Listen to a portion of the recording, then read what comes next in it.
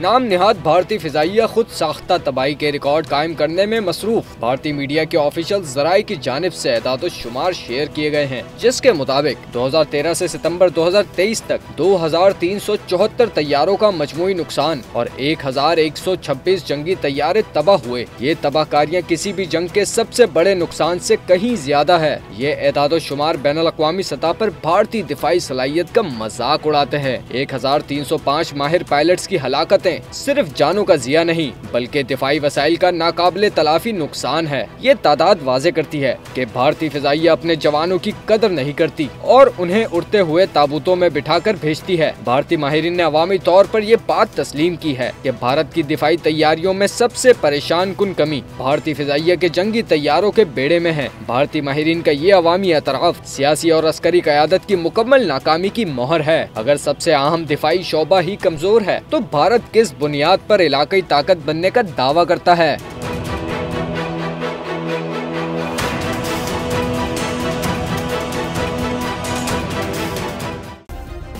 Subscribe करें और bell दबाएं ताकि कोई खबर रह न जाए।